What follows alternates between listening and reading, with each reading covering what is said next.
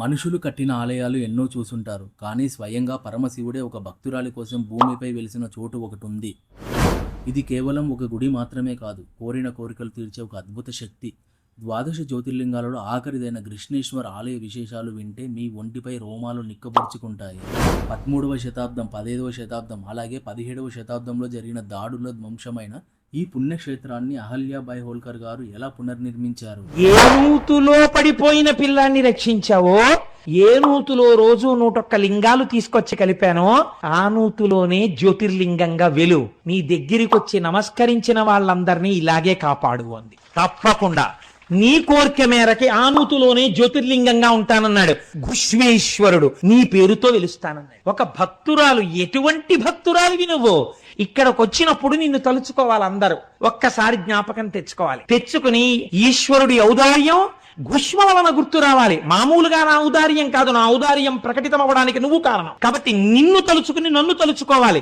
నా పేరు ఈశ్వరుడు కాదు, ఘుష్మేశ్వరుడు అని ఘుష్మేశ్వరుడై మహానుభావుడు అక్కడ వెలిశాడు. ఒక్క నమస్కారం ఇలా వెళ్ళి చేస్తే చాలట. ఇంత మాట అన్నావు కదా ఘుష్మ, 101 తరాలు మీ వంశంలో చెప్పుకోదగిన మహాభక్తులైనటువంటి వాళ్ళు కుమారులుగా జన్మిస్తూ వెడుతుంటారు. నీకు వరం ఇచ్చేశాను. ఏమి ఔదార్యం అండి! ప్రపంచ ప్రసిద్ధి చెందిన ఎల్లోరా గుహలకు సమీపంలో ఉన్న ఆలయాన్ని మీరు ఎప్పుడైనా సందర్శించారా? అదే కృష్ణేశ్వర జ్యోతిర్లింగం. మన జ్యోతిర్లింగ సిరీస్లో మనం కవర్ చేయబోయే 2వ క్షేత్రం కృష్ణేశ్వర్. అసలు జ్యోతిర్లింగాలు ఎలా ఏర్పడ్డాయి అనే చరిత్రతో పాటు ఆల్రెడీ మనం చేసిన త్రయంబకేశ్వర్ వీడియోలను మీరు ఇంకా చూడకపోతే ఖచ్చితంగా చూడండి. ముఖ్యంగా జ్యోతిర్లింగాల హిస్టరీ వీడియోని నేనైతే స్ట్రాంగ్గా సజెస్ట్ చేస్తాను. ఇక ఈ వీడియో విషయానికి వస్తే, యూట్యూబ్లో సాధారణంగా దొరికే సమాచారం లాగా కాకుండా ఫస్ట్ మనం కృష్ణేశ్వర్ పురాణం ఏంటి, కృష్ణేశ్వర్ చరిత్రకి జ్యోతిర్లింగానికి ఉన్న కనెక్షన్ ఏంటి, కృష్ణేశ్వర్ని చివరి 12వ జ్యోతిర్లింగం అని ఎందుకు అంటారు డీటెయిల్గా చూద్దాం. దాంతోపాటు ఆలయ సందర్శన విశేషాలు, ఇక్కడికి వచ్చాక ఎక్కడా మోసపోకుండా ఉండడానికి తీసుకోవాల్సిన జాగ్రత్తలు, అసలు ఇక్కడికి ఎలా చేరుకోవాలి, చుట్టుపక్కల చూడాల్సిన ఇతర ప్రదేశాలు ఏంటి అనే ప్రతి ఒక్క పాయింట్ని క్లియర్గా డిస్కస్ చేద్దాం. వీడియో చూస్తున్నంతసేపు నేను పెట్టిన ఎఫర్ట్స్ మీకు నచ్చితే వీడియోని లైక్ చేయడం, ఛానల్ని సబ్స్క్రైబ్ చేయడం మాత్రం అస్సలు మర్చిపోకండి. ప్రతి హిందువు తప్పకుండా తెలుసుకోవాల్సిన అద్భుతమైన చరిత్ర ఇది. అందుకే మీ ఫ్రెండ్స్ అండ్ ఫ్యామిలీ మెంబర్స్కి కూడా ఈ వీడియోని ఇప్పుడే షేర్ చేయండి. ఒకవేళ ఈ వీడియో కాకపోయినా వేరే ఏ సోర్స్ ద్వారా అయినా సరే ఈ జ్యోతిర్లింగాల చరిత్ర వాళ్ళకు తెలియజేయండి. ఎందుకంటే ప్రతి ఒక్క హిందువు ఖచ్చితంగా తెలుసుకోవాల్సిన నిజమైన చరిత్ర ఈ జ్యోతిర్లింగాలది. దేవగిరి పర్వత ప్రాంతంలో సుధర్ముడు అనే బ్రాహ్మణుడు నివసించేవాడు. ఆయన భార్య సుదేహ. వారికి సంతానం లేకపోవడంతో సుదేహ తన భర్తకు తన సొంత చెల్లెలైన కుసుమతో వివాహం జరిపించింది. కుసుమ పరమ శివభక్తురాలు. ఆమె నిత్యం 101 పార్థివ లింగాలను తయారు చేసి భక్తితో పూజించి వాటిని సమీపంలో చెరువులో నిమజ్జనం చేసేది. ఆమె అచంచల భక్తి వల్ల ఆ దంపతులకు ఒక కుమారుడు జన్మించాడు. ఆ కుమారుడు పెరిగి పెద్దవాడై అతనికి వివాహం కూడా జరిగింది. కాలక్రమేణా అందరూ కుసుమను, ఆమె కొడుకుని మెచ్చుకుంటుంటే మొదట్లో తానే స్వయంగా పెళ్లి చేసినప్పటికీ సుదేహ మనసులో నెమ్మదిగా అసూయ, ద్వేషం మొదలయ్యాయి.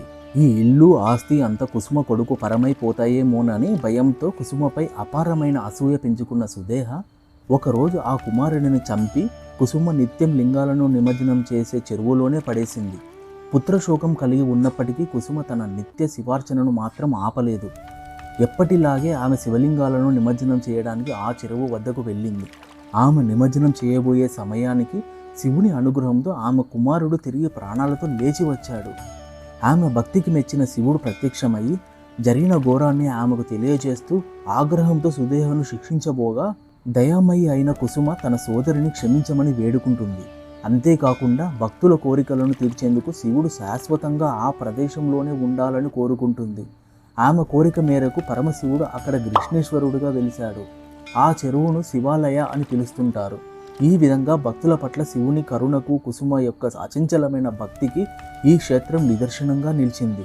చూశారుగా, కోపం, అసూయ, పగ లాంటి వికారాలు లేకుండా ఎలా జీవించాలో నేర్పే నిదర్శనమే ఈ కృష్ణేశ్వర క్షేత్రం. నిజమైన భక్తి ఉంటే ఆ పరమశివుడు నీకు ఎలా తోడుంటాడో, నీకోసం ఏం చేస్తాడో చెప్పడానికి నిలువెత్తు సాక్ష్యం ఈ ఆలయం. ద్వాదశ జ్యోతిర్లింగాలు ఈ క్షేత్రానికి ఒక అద్భుతమైన ప్రత్యేకత ఉంది.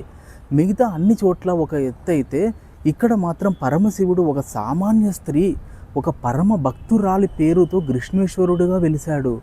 ఆమె పేరు గ్రీష్మ. ఆ తల్లి భక్తికి మెచ్చి ఎవరైతే ఈ క్షేత్రానికి వచ్చి తమ కష్టాలను చెప్పుకుంటారో వాటన్నిటినీ తీరుస్తాను అని మాట ఇస్తూ ఇకపై ఇక్కడ నీ పేరుతో కృష్ణేశ్వరుడిగా వెలుస్తాను అని స్వయంగా ఆ ఈశ్వరుడే వరం ఇచ్చాడు. అందుకే అంటారు ఆ ఈశ్వరుడిని నమ్మిన వారికి ఎన్నటికీ ఏనాటికి లోటు ఉండదు అని. మనం చెప్పుకున్నట్టు జ్యోతిర్లింగాల స్టోరీలో బ్రహ్మ విష్ణువుల మధ్య ఎవరు గొప్ప అనే వివాదం వచ్చినప్పుడు పరమశివుడు ఒక అనంతమైన కాంతి స్తంభం రూపంలో వెలిశాడు. ఆ కాంతి రేఖలు భూమిపై పడిన 12 చోట్ల జ్యోతిర్లింగాలు అయ్యాయి. ఇక కృష్ణేశ్వర్ స్టోరీ విషయానికి వస్తే ఇక్కడేమో గ్రీష్మ అనే ఒక భక్తురాలు కొడుకుని వాళ్ళ పిన్ని చంపేస్తే శివుడు ఆమె భక్తికి మెచ్చి ఆ అబ్బాయిని బతికించి ఇక్కడ వెలిశాడు అని ఉంటుంది. ఈ రెండింటికి కనెక్షన్ ఏంటి? దీనిని జ్యోతిర్లింగం అని ఎందుకు అంటారు? మిత్రులారా, ఇక్కడే మనం ఒక రహస్యాన్ని గమనించాలి. బ్రహ్మ విష్ణువుల కోసం శివుడు కాంతి స్తంభంగా వెలిసినప్పుడు ఆ అనంతమైన కాంతి తీవ్రతను వేడిని భూమి తట్టుకోలేకపోయింది. అప్పుడు ఆ కాంతి స్తంభాలు భూమి లోపలికి వెళ్ళిపోయి శాంతించాయి. అలా ఒక కాంతి కిరణం ఈ దేవగిరి, ప్రస్తుతం ఎల్లోరా ప్రాంతం కొండల్లో భూగర్భంలో దాగి ఉంది. కట్ చేస్తే యుగాల తర్వాత అదే ప్రాంతంలో గ్రీష్మ అనే పరమ భక్తురాలు నివసించేది. ఆమె ప్రతిరోజు మట్టితో 101 శివలింగాలను చేసి పూజించి ఇక్కడే సరోవరంలో విసర్జన చేసేది. ఆమె కొడుకుని పిన్ని చంపేసినా సరే గ్రీష్మ తన భక్తిని వదలకుండా అదే చెరువులో శివలింగాలను విసర్జించడానికి వెళ్ళింది. ఆమె నిష్కలమైన భక్తికి ఆ పవిత్రమైన సరోవరానికి భూగర్భంలో దాగి ఉన్న ఆ జ్యోతిర్లింగ కాంతి ఒక్కసారిగా యాక్టివేట్ అయింది.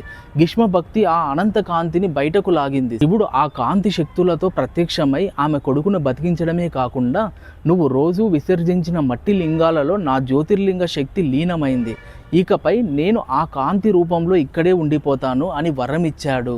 అంటే సృష్టి ఆరంభంలో ఏర్పడిన ఆ కాంతి స్తంభమే గ్రీష్మ అనే భక్తురాలి కోసం కృష్ణేశ్వరుడిగా భౌతిక రూపం దాల్చింది. అందుకే దానికి జ్యోతిర్లింగ హోదా దక్కింది. సో ఫ్రెండ్స్, బ్రహ్మ విష్ణువుల అహంకారాన్ని అణచివేయడానికి శివుడు జ్యోతిర్లింగంగా మారితే ఒక సామాన్య స్త్రీ అపారమైన భక్తికి దాసోహమై ఆ జ్యోతిర్లింగం కాస్త కృష్ణేశ్వరుడిగా మారి ఇక్కడే ఉండిపోయింది. ఇది అహంకారానికి భక్తికి మధ్య ఉన్న కనెక్షన్ మీరు యూట్యూబ్లో ఎక్కడ వెతికినా దొరకదు. నా ఎఫర్ట్ నచ్చితే లైక్ చేసి సబ్స్క్రైబ్ చేసుకొని సపోర్ట్ చేయండి.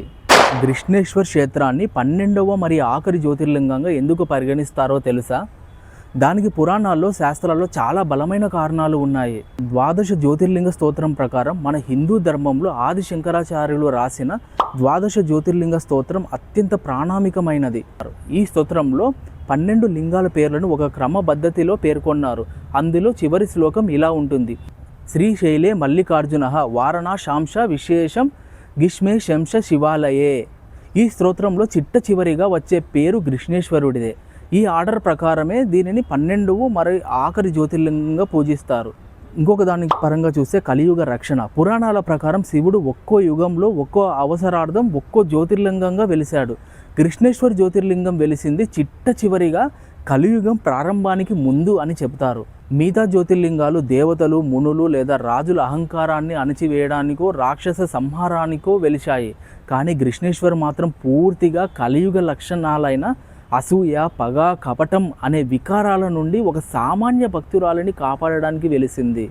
అంటే రాబోయే కలియుగంలో మానవాళికి రక్షణగా నిలిచే చిట్ట చివరి ఆధ్యాత్మిక లంకే ఈ కృష్ణేశ్వరుడే. ఇంకొక దాని పరంగా చూస్తే హిందూ సాంప్రదాయంలో 12 జ్యోతిర్లింగ యాత్ర అనేది సౌరాష్ట్రలోని సోమనాథ్ ఆలయంతో మొదలయ్యి మహారాష్ట్రలోని కృష్ణేశ్వర్ దర్శనంతో ముగుస్తుంది.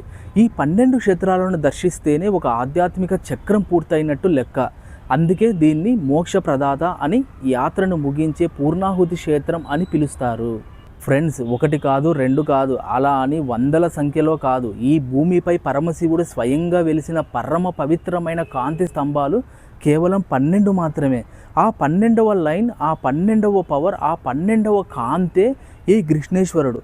మొదటి లింగమైన సోమనాథుడితో మొదలయ్యే శివభక్తుల ఆధ్యాత్మిక ప్రయాణం ఈ 12వ లింగమైన కృష్ణేశ్వరుడి పాదాల దగ్గరే ముగుస్తుంది. ఎందుకంటే ఈ 12వ లింగాన్ని దర్శించుకుంటేనే 12 జ్యోతిర్లింగ యాత్ర సంపూర్ణమై మోక్షం సిద్ధిస్తుందని సాక్షాత్తు పురాణాలే చెబుతున్నాయి. అందుకే ఇది ఆఖరిది, అత్యంత శక్తివంతమైనది. ఓం నమ శివాయ. ఈరోజు మన ప్రయాణం అత్యంత మహిమాన్వితమైన క్షేత్రాల వైపు సాగుతుంది. ఎల్లోరా గుహల సమీపంలో వెలిసిన 12 జ్యోతిర్లింగాలలో చివరిదైన కృష్ణేశ్వర ఆలయం మరియు దాని పక్కనే ఎంతో చారిత్రాత్మక ప్రాధాన్యత కలిగిన సిద్ధేశ్వర ఆలయం ఉంది. ప్రస్తుతం మన కృష్ణేశ్వర జ్యోతిర్లింగం ప్రధాన ప్రవేశ ద్వారం వద్ద ఉన్నాం. దేశం నలుమూలల నుండి వచ్చిన భక్తులతో ఈ ప్రాంతం అంతా శివనామస్మరణతో మారుమోగుతుంది. చేతులతో పూజా ద్రవ్యాలు, గుండెల్లో భక్తితో స్వామివారి దర్శనం కోసం భక్తులు ఎంతో క్రమశిక్షణతో ఇక్కడ వేచి ఉంటారు. ఆలయ సురక్షిత నిబంధనల ప్రకారం కఠినమైన భద్రతా తనిఖీలను దాటుకొని మనం లోపలికి ప్రవేశిస్తాం. ఈ ఆర్చి దాటగానే మనకు కృష్ణేశ్వర ఆలయ అద్భుతమైన నిర్మాణ శైలి స్వాగతం పలుకుతుంది. ఆలయ పరిసరాల్లోని వీధులు ఎంతో సందడిగా ఉంటాయి.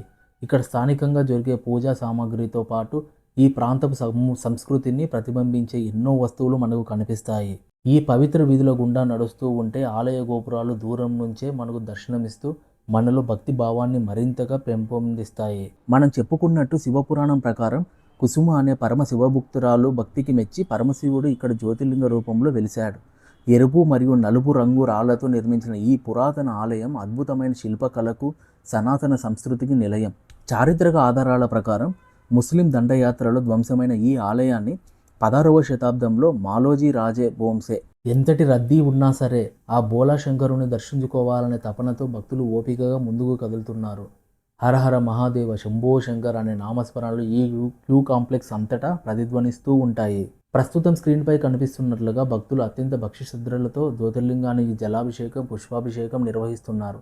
ఈ పవిత్రమైన దృశ్యాన్ని చూస్తుంటేనే మన మనసు ఎంతో ప్రశాంతంగా మారుతుంది. క్యూ లైన్ దాటి వెలుపలికి రాగానే మనకు కృష్ణేశ్వర ఆలయం విశాలమైన ప్రాంగణం మరియు దాని అద్భుతమైన శిల్పకళా చాతుర్యం కనిపిస్తుంది. 5 అంతస్తులుగా నిర్మితమైన ఈ ఆలయ శిఖరం భారతీయ వాస్తు శాస్త్రానికి ఒక సజీవ సాక్ష్యం. ప్రతి ఒక్కరూ ప్రశాంతంగా దర్శనం చేసుకునేలా ఆలయ సిబ్బంది మరియు భద్రతా బలగాలు ఇక్కడ నిరంతరం పర్యవేక్షిస్తుంటారు. ఈ రాతి కట్టడం చుట్టూ ఉన్న ప్రహారీ గోడలు ఎంతో పురాతన శైలిని కలిగి ఉన్నాయి. ఈ ఆలయ శిల్పకళను ఒకసారి గమనించండి. ఎర్రటి రాతిపై చెక్కిన అత్యంత సూక్ష్మమైన శిల్పాలు మనల్ని మంత్రముగ్ధులను చేస్తాయి. ఈ గోపురంపై విభిన్న దేవతామూర్తుల విగ్రహాలను, పురాణ గాథలను ఎంతో అద్భుతంగా చెక్కారు. దీని శిల్పకళా శైలి రాజ్పుత్ మరియు మరాఠా వాస్తుకళ అద్భుత కలయికగా నిలుస్తుంది. ఆలయంలో హారతి సమయాలను మరియు దర్శన వేళలకు సంబంధించిన వివరాలను భక్తుల సౌకర్యార్థం ఇక్కడ బోర్డులపై సూచించారు. ఇక్కడి సంప్రదాయాల ప్రకారం హారతి సమయాల్లో స్వామివారిని దర్శించుకోవడం ఎంతో పుణ్యప్రదంగా భావిస్తారు. శివాలయాల్లో ఎంతో ప్రాధాన్యత కలిగిన నంది దేవుని విగ్రహం ఇక్కడ మనకు దర్శనమిస్తుంది. రాతితో మలచబడిన ఈ నంది విగ్రహాన్ని భక్తులు ఎంతో భక్తితో తాకుతూ తమ కోరికలను నంది దేవుని చెవులో చెప్పుకుంటారు. నందిని దర్శించుకున్నాకే శివ దర్శనం పరిపూర్ణమవుతుందని నమ్ముతారు. గర్భగుడి లోపల నిరంతరం సాగే అభిషేకాలు, పూజల వల్ల ఈ క్షేత్రం ఎల్లప్పుడూ అత్యంత శక్తివంతమైన ఆధ్యాత్మిక తరంగాలతో నిండి ఉంటుంది. స్వామివారిని ఒక్కసారి దర్శించుకుంటే జన్మ జన్మల పాపాలు తొలగిపోతాయని భక్తుల విశ్వాసం. ఈ విధంగా కృష్ణేశ్వర ఆలయ శిల్పకళా వైభవాన్ని కళ్ళారా వీక్షించాం. మరి దీని పక్కనే ఎంతో చారిత్రాత్మక ప్రాధాన్యత కలిగిన సిద్ధేశ్వర ఆలయం కూడా ఉంది. ఆ ఆలయ విశేషాలు మరియు దాని వెనుక ఉన్న ఆసక్తికరమైన చరిత్రను ఇప్పుడు తెలుసుకుందాం. మనం ప్రస్తుతం క్యూ కాంప్లెక్స్ వెలుపలి భాగం నుండి నడుస్తున్నాం. ఇక్కడ వెనుక భాగంలో మనకు ఎంతో గంభీరంగా కనిపిస్తున్న ఆ తెల్లటి గోపురం కృష్ణేశ్వర ఆలయానికి చెందినది. ఈ అద్భుతమైన వైట్ గోపురం ఎంతో దూరం నుండి సైతం భక్తులకు స్పష్టంగా కనిపిస్తూ ఆధ్యాత్మిక ప్రకంపనలను కలిగిస్తుంది. ఆలయ ప్రాంగణంలో ఉన్న సాధువులు, శివభక్తులు ఇక్కడి వాతావరణాన్ని మరింత పవిత్రంగా మారుస్తారు. కృష్ణేశ్వర ఆలయానికి సరిగ్గా పక్కనే వెలిసిన చారిత్రాత్మక సిద్ధేశ్వర ఆలయ గర్భగుడిలోకి మనం ఇప్పుడు అడుగు పెట్టాం. ఎంతో పురాతనమైన ఈ గర్భాలయంలో అత్యంత ఆకర్షణీయమైన నల్లటి రాతితో మలచబడిన శివలింగం మనకు దర్శనమిస్తుంది. కృష్ణేశ్వర క్షేత్రానికి వచ్చే భక్తులు ఈ సిద్ధేశ్వర లింగాన్ని కూడా తప్పకుండా దర్శించుకుంటారు. ఇక్కడి ప్రశాంతతను భక్తుల ధ్యానంలో ముంచెత్తుతుంది. ఇప్పుడు మన సిద్ధేశ్వర ఆలయ ప్రధాన మండపంలో ఉన్నాం. ఇక్కడ నల్లరాతితో అత్యంత సుందరంగా చెక్కబడిన నంది దేవుని విగ్రహం మరియు దానికి అభిముఖంగా ఉన్న తాబేలు విగ్రహం మనకు కనిపిస్తాయి. సిద్ధేశ్వర ఆలయ చరిత్రను పరిశీలిస్తే ఇది ఎల్లోరా ప్రాంతంలోని ప్రాచీన రాష్ట్రీయ మరియు యాదవుల రాజుల కాలం నాటి నిర్మాణ శైలిని పోలి ఉంటుంది. ఇక్కడి స్తంభాలపై ఉన్న చెక్కడాలు, ప్రహారీ గోడల నిర్మాణం ఎంతో ప్రత్యేకమైనవి. సిద్ధేశ్వర ఆలయం వెలుపలి ప్రాంగణంలోకి రాగానే మనకు ఎంతో ఆకర్షణీయమైన పెద్ద ఏనుగు విగ్రహం కనిపిస్తుంది. ఈ విగ్రహంపై బంగారు వర్ణంలో సూర్య భగవానుని ముద్రను ఎంతో అందంగా చెక్కారు. భారతీయ సంప్రదాయంలో ఏనుగులను ఐశ్వర్యానికి, మంగళకరానికి సూచికగా భావిస్తారు. ఈ విగ్రహాలు ఆలయ సౌందర్యాన్ని మరింత రెట్టింపు చేస్తాయి. ప్రస్తుతం మన సిద్ధేశ్వర మహాదేవ్ ఆలయ ప్రధాన వెలుపలి ప్రవేశ ద్వారం వద్ద ఉన్నాం. ఈ ద్వారం గుండానే భక్తులు సిద్ధేశ్వర స్వామి దర్శనానికి లోపలికి ప్రవేశిస్తారు. ప్రశాంతమైన వాతావరణంలో చుట్టూ ఉన్న ప్రకృతి మధ్య ఈ చారిత్రాత్మక కట్టడం ఎంతో గంభీరంగా నిలిచింది. ఈ ఆలయ సముదాయంలోనే అత్యంత పవిత్రమైన చారిత్రాత్మకమైన స్థలం ఈ శివాలయ కుండ్. ఈ భూగర్భంలోకి నిర్మించినట్లుండే ఈ కోనేరు చుట్టూ అందమైన రాతి మెట్లు, వాటిపై చిన్న చిన్న ఉపాయాలుగా కట్టబడి ఉండటం ఇక్కడి శిల్పకళా వైభవానికి నిదర్శనం. కృష్ణేశ్వర జ్యోతిర్లింగ ఆవిర్భావానికి సంబంధించిన పురాణ గాథలలో ఈ కోనేటి ప్రస్తావన ఉంది. ఇందులో స్నానం చేయడం లేదా ఇక్కడ పవిత్ర జలాన్ని తలపై చల్లుకోవడం వల్ల సర్వ పాపాలు నశిస్తాయని భక్తుల నమ్మకం. ఈ కుండి యొక్క వాస్తుశైలి మన ప్రాచీన జల సంరక్షణ పద్ధతులను, నిర్మాణ చాతుర్యాన్ని మనకు గుర్తు చేస్తుంది. ద్వాదశ జ్యోతిర్లింగ క్షేత్రమైన కృష్ణేశ్వర ఆలయ శిల్పకళా వైభవాన్ని మరియు పక్కనే ఉన్న సిద్ధేశ్వర ఆలయ సౌందర్యాన్ని, పవిత్ర శివాలయ కుండును చూశారు కదా. ఈ అద్భుతమైన ఆధ్యాత్మిక ప్రయాణం మీ మనసుకు ఎంతో సంతోషాన్ని ఇచ్చిందని ఆశిస్తున్నాను. కృష్ణేశ్వర్ జ్యోతిర్లింగంపై ఉన్న భక్తుల నమ్మకాలు మరియు జరిగిన అద్భుతాలు. క్షమాపణ మరియు శాంతి. భీష్మ తన సోదరిని పూర్తిగా క్షమించింది కాబట్టి ఇక్కడ చేసే ప్రార్థనలు కోపాన్ని, పగలను తొలగించడానికి సహాయపడతాయి. భక్తుల కోపం, ద్వేషాలను సులభంగా వదిలేయగలుగుతారు. కుటుంబ సామరస్యం. ఈ కథ కుటుంబ సంబంధాలకు సంబంధించినది కాబట్టి కుటుంబ కలహాలను పరిష్కరించడంలో ఇది శక్తివంతమైనది. చాలామంది తల్లిదండ్రులు తప్పిపోయినా లేదా సమస్యల్లో ఉన్న తమ పిల్లల కోసం ఇక్కడ ప్రార్థిస్తారు.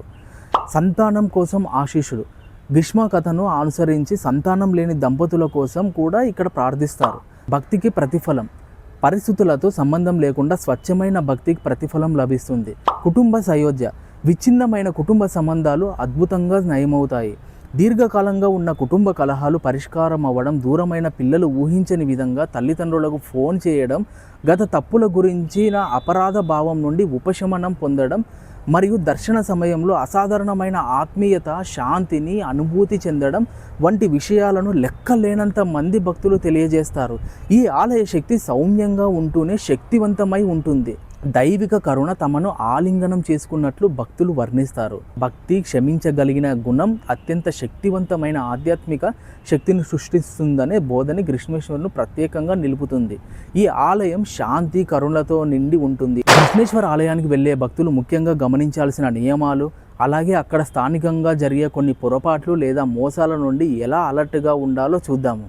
ఆలయం బయట పూజా సామాగ్రి, పూలు, కొబ్బరికాయలు అమ్మే కొందరు వ్యాపారులు మా దగ్గర సామాన్లు కొంటే మిమ్మల్ని లైన్లో కాకుండా డైరెక్ట్గా లోపలికి తీసుకెళ్తాం, స్పెషల్ దర్శనం చేయిస్తాం అని నమ్మిస్తారు.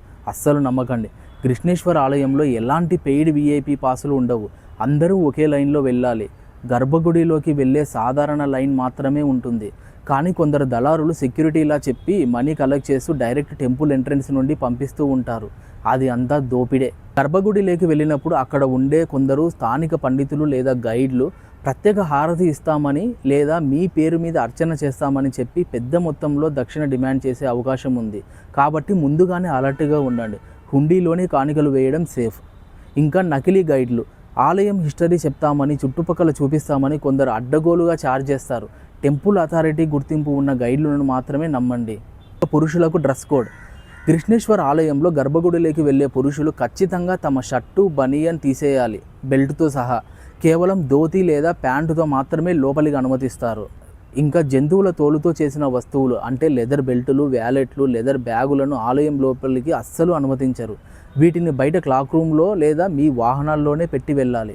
మొబైల్స్ అయితే గుడిలోకి అనుమతిస్తారు, కానీ గర్భగుడిలో ఫోటోలు, వీడియోలు తీయడానికి మాత్రం అనుమతి అయితే లేదు. సాధారణంగా పెద్ద జ్యోతిర్లింగ క్షేత్రాల్లో భక్తులను దూరం నుండే మాత్రమే చూపిస్తారు. కానీ కృష్ణేశ్వర ఆలయం యొక్క గొప్పతనం ఏంటంటే ఇక్కడ ప్రతి భక్తుడు స్వయంగా గర్భగుడిలోకి వెళ్ళి ఆ శివలింగాన్ని చేతులతో తాకి అంటే స్పర్శ దర్శనం చేసుకొని పూజించుకోవచ్చు. ఎలాంటి రుసుము లేకుండా ఈ అవకాశం ఉంటుంది ఇక్కడ కృష్ణేశ్వర్లో. ఇంకా దర్శన సమయాలు తెలుసుకోవాలంటే ఆలయం ప్రతిరోజు ఉదయం 5:30 నుండి రాత్రి 9:30 వరకు తెరిచే ఉంటుంది. వీకెండ్లో అయితే భక్తుల రద్దీ చాలా ఎక్కువగా ఉంటుంది. సేమ్ త్రయంబకేశ్వర్లో లాగా ఇక్కడ కూడా క్యూ కిలోమీటర్ల మేర ఉంటుంది. ఇక రోజువారీ హారతి షెడ్యూల్ వచ్చేసి కాకడ హారతి ఉదయం 5:30 నుండి 6 గంటల లోపు. దీనినే మేల్కొలుపు ఆచారం. అత్యంత ప్రశాంతమైన సమయం. ఇక అభిషేకం వచ్చేసి 6 గంటల నుండి 7 గంటల లోపు. పాలు, తేనె మరియు పవిత్ర జలంతో చేసే పవిత్ర స్నాన కార్యక్రమం. ఇంకా మధ్యాహ్న హారతి వచ్చేసి 12 నుండి 12:30 లోపు నైవేద్యాలతో చేసే మధ్యాహ్న పూజ. ఇంకా సంధ్యాహారతి వచ్చేసి సాయంత్రం 6:30 నుండి 7:30 గంటల లోపు దీపాలు మరియు గంటలతో చేసే వైభవమైన సాయంకాల హారతి. ఈ సమయంలోనే ఆలయం దైవిక శక్తిగా ప్రకాశిస్తుంది. ఇంకా షేజ్ హారతి రాత్రి 9 నుండి 9:30 గంటల లోపు కృష్ణేశ్వర స్వామిని విశ్రాంతికి సిద్ధం చేసే చివరి ఆచారం. సాయంకాలపు సంధ్యాహారతి ప్రత్యేకంగా చాలా అందంగా ఉంటుంది. నూనె దీపాలతో వెలిగిపోతున్న ఎర్రరాతి ఆలయం, ప్రతిధ్వనించే గంటల నాదం మరియు భక్తులు జపిస్తున్న ఓం నమ శివాయ జపం నిజంగా ఒక దివ్యమైన వాతావరణాన్ని సృష్టించడం ఖాయం. ఇక పండుగల విషయానికి వస్తే మహాశివరాత్రి ఫిబ్రవరి కానీ మార్చిలో జరుగుతుంది. వేలాది మంది భక్తులతో రాత్రంతా జరిగే అతిపెద్ద పండుగ. ఇంకా శ్రావణ మాసం జూలై ఆగస్టులో ప్రతి సోమవారం భక్తులు నీరు పాలు సమర్పించడంతో ప్రత్యేక వేడుకలు జరుగుతాయి ఆ సమయాల్లో. ఇంకా కార్తీక పౌర్ణమి నవంబర్లో దీపాలు మరియు ప్రత్యేక సాయంకాల హారతితో అందమైన వేడుకలు జరుగుతాయి. ఇంకా సమీప ఆకర్షణలు చూడాలంటే ఎల్లోరా గుహలు 2 కిలోమీటర్లు మాత్రమే ఉంటాయి. ఇక్కడ 34 అద్భుతమైన రాతితో చెక్కిన దేవాలయాలు కలిగిన యునెస్కో ప్రపంచ వారసత్వ ప్రదేశం. దీని మీద ఇంకొక సపరేట్ వీడియో అయితే చేస్తాను ఎల్లోరా గుహల పైన. ఇంకా దౌలతాబాద్ కోట ఇక్కడ నుండి 11 కిలోమీటర్లు ఉంటుంది. ఇది అద్భుతమైన వాస్తు శిల్పంతో కూడిన చారిత్రాత్మక కోట. ఇంకా బీబికా మక్బర్, దీన్నే మినీ తాజ్మహల్ అంటారు. ఇది 35 కిలోమీటర్ల దూరంలో ఉంటుంది. చాలామంది ఎల్లోరా గుహలను మరియు కృష్ణేశ్వర ఆలయాన్ని కలిపి సందర్శిస్తారు. దీనికోసం ఒక పూర్తి రోజును కేటాయించుకోండి. నిరాడంబరమైన సాంప్రదాయ దుస్తులు ధరించడం మంచిది, ఎందుకంటే ఎల్లోరా గుహల్లో వేడి చాలా ఎక్కువగా ఉంటుంది. సో ఆ వేడిని తట్టుకోవాలంటే కొద్దిగా కష్టమే. ప్రధాన గర్భగుడి లోపల ఫోటోగ్రఫీకి అనుమతి లేదు. ఈ బడ్జెట్లకు సరిపోయే హోటళ్ళు ఔరంగాబాద్లో ఉన్నాయి బస చేయడానికి. ఆలయ సమీపంలో సాధారణ శాకాహార భోజనం కూడా లభిస్తుంది. ఎలా చేరుకోవాలి? ఇక ఔరంగాబాద్ ఎయిర్పోర్ట్ ఇక్కడి నుండి 30 కిలోమీటర్ల దూరంలో ఉంటుంది. ముంబైకి, ఢిల్లీకి మరియు హైదరాబాద్లకు చక్కగా మంచి ఫ్లైట్సే అవైలబుల్లో ఉంటాయి. ఇంకా రైలు మార్గంలో రావాలంటే ఔరంగాబాద్ రైల్వే స్టేషన్ 30 కిలోమీటర్ల దూరంలో ఉంటుంది. మహారాష్ట్ర అంతటా మంచి కనెక్టివిటీ కలిగి ఉంది. దీనికి మన హైదరాబాద్ నుంచి కూడా ట్రైన్లు అయితే అవైలబుల్లో ఉన్నాయి. ఇంకా రోడ్డు మార్గం అయితే ఔరంగాబాద్ 30 కిలోమీటర్ల దూరం, పూణే వచ్చేసి 240 కిలోమీటర్ల దూరం, ముంబై వచ్చేసి 300 కిలోమీటర్ల దూరం నుండి క్రమం తప్పకుండా బస్సులు అందుబాటులో ఉంటాయి. ఇదండి కృష్ణేశ్వర్ జ్యోతిర్లింగ క్షేత్రం గురించిన పూర్తి విశ్లేషణ. ఒకే సింగిల్ వీడియోలో కంప్లీట్ A to Z మొత్తం కవర్ చేశానని అనుకుంటున్నాను. ఈ వీడియో చూశాక మీకు కొంచెమైనా ఉపయోగపడే సమాచారం తెలిసింది అనిపిస్తే కింద కామెంట్ సెక్షన్లో ఓం నమ శివాయ అని టైప్ చేయండి. మీ కమెంట్స్ నాకు ఇలాంటి మరిన్ని మంచి వీడియోలు చేయడానికి ఎంతో మోటివేషన్గా ఉంటాయి. మన తదుపరి ఆధ్యాత్మిక ప్రయాణంలో మధ్యప్రదేశ్లోని ఉజ్జయిన్లో కొలువై ఉన్న పవిత్ర మహాకాళేశ్వర్ జ్యోతిర్లింగం గురించి విషయాలను తెలుసుకుందాం. మన ఛానల్ని ఇప్పటికీ సబ్స్క్రైబ్ చేసుకోకపోతే వెంటనే సబ్స్క్రైబ్ చేసుకొని మీ సపోర్ట్ అందించండి. నేను మీ అంజన్. లోకా సమస్త సుఖినో భవంతు. ఓం నమ శివాయ. హర హర మహాదేవ శంభో శంకర.